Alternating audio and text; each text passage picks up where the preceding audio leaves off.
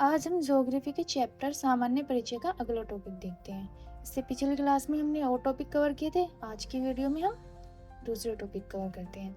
ठीक है, जैसे भारत के तटीय राज्य। भारत के 9 राज्य व 4 यूटी तटीय सीमा बनाते हैं। 9 राज्य में 5 राज्य पश्चिमी तटीय सीमा और 4 राज्य पूर्वी तटीय सीमा बनाते हैं। ठीक है, जो 5 राज्य वो अरब सागर के साथ बनाते हैं और जो 4 है वो बंगाल की खाड़ी के साथ बनाते हैं। ठीक है, कौन कौन से हैं ये? गुजरात, महाराष्ट्र, गोवा, कर्नाटका एंड केरल। 4 राज्य तमिलनाडु, आंध्र प्रदेश, उड़ीसा एंड वेस्ट बंगाल। ठीक है, 4 यूटी कौन से हैं? अंडमान निकोबार, लक्षद्वीप, पुडुचेरी एंड दादरा एंड नगर हवेली और दमन दीव। ठीक है, सर्वाधिक तटीय सीमा वाले राज्य गुजरात, आंध्र प्रदेश एंड तमिलनाडु। ठीक है, इसके ट्रिक है ये गेट, गुजरात, आंध्र प्रदेश एंड तमिलनाडु।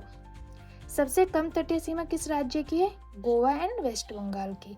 कितनी है इसकी? 106 किलोमीटर तटीय सीमा, जो सबसे कम है। भारत का औसत समुद्र तल चेन्नई तट से मापा जाता है। जो औसत समुद्र तल होता है वो किससे मापा जाता है? चेन्नई तट से।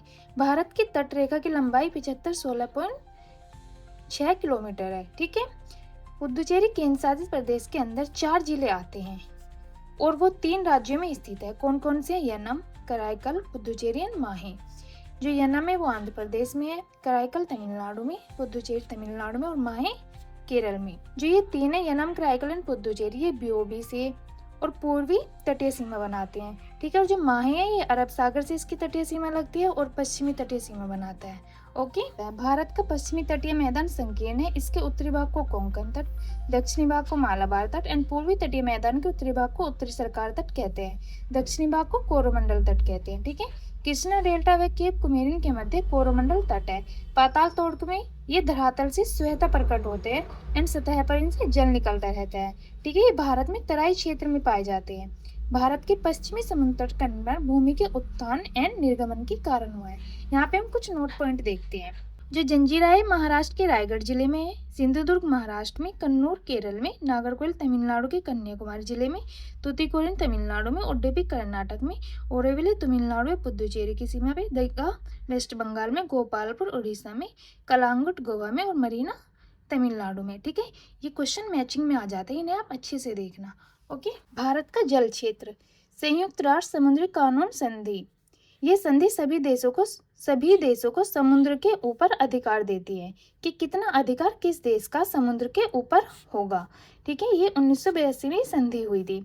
यूएनसीएलओसी की फुल फॉर्म क्या था? United Nation convention on law of the sea. समुद्र की दूरी को न्यूटिकल मील में मापते हैं। एक न्यूटिकल मील बराबर 1.852 किलोमीटर होता है। ठीक है, यहाँ पे हम इसका डायग्राम देखते हैं। यहाँ पे एक तिरछी रेखा है। ठीक है, इसको क्या कहते हैं? हम तिरछी रेखा। फिर हम एक आधार रेखा खींचते हैं। ठीक है, ये आधार रेखा क्यों खींचते हैं? भारत की जो तिरछी रेखा है उसको सीध में लाने वाली रेखा आधार रेखा कहलाती है। ठीक है, इसके नीचे प्रादेशिक समुद्री रेखा है, फिर संलग्न क्षेत्र और फिर अनन्य आर्थिक क्षेत्र है। ठीक है, यहाँ पे देखो, प्रादेशिक समुद्री सीमा आधार रेखा से 12 नॉटिकल मील की दूरी को कहते हैं। अधिकार इस क्षेत्र में भारत का पूरा अधिकार होता है। ठीक है, जैसे यहाँ की हवा, पानी, समुद्र की सतह, ठीक है, नीचे की जमीन, सब पर भारत का कानून चलता है। बिना अनुमति के कोई भी विदेशी जहाज या विमान यहाँ से प्रवेश नहीं कर सकता, एक्सेप्ट इनोसेंट पैसेंजर के। ठीक है, संलग्न क्षेत्र 12 न्यूटिकल मील से 24 न्यूटिकल मील तक। अधिकार यहाँ भारत को पूरी संपूर्णता नहीं है, बट 4 मुख्य क्षेत्रों में विशेष अधिकार है, जैसे राजकोषीय अधिकार, सीमा शुल्क वसूलना, प्रवसन, अवैध प्रवासियों या घुसपैठ को रोकना, स्वच्छता, प्रदूषण एवं साफ सफाई से जुड़े कानून लागू करना, राजस्व कर, चोरी या तस्करी रोकने के नियम। अनन्य आर्थिक क्षेत्र ये आधार रेखा से 200 न्यूटिकल मील तक होता है। यहाँ से दूसरे देशों के जहाज एवं विमान गुजर सकते हैं, समुद्र केवल बिछा सकते हैं। ठीक है, आर्थिक रूप से भारत का अधिकार होता है यहाँ पे, जैसे समुद्र से मछली पकड़ने का अधिकार, समुद्री तेल, प्राकृतिक गैस और खनिजों की खोज, उनका इस्तेमाल, कृत्रिम द्वीप या वैज्ञानिक अनुसंधान केंद्र बनाना। ठीक है, 200 न्यूटिकल मील के बाद समुद्र को उच्च सागर कहते हैं। उच्च सागर पर सभी देशों को समान अधिकार होता है। हिंद महासागर को रत्नाकर से संबोधित किया गया है। भारत के प्रमुख शहरों के उपनाम।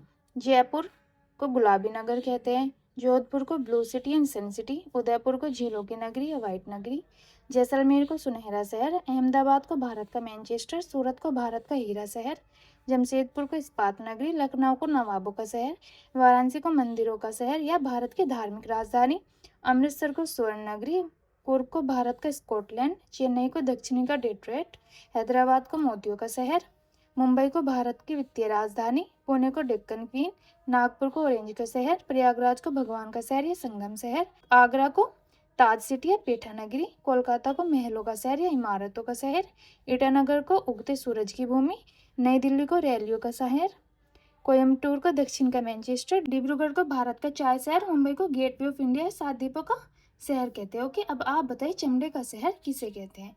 Okay, thank you.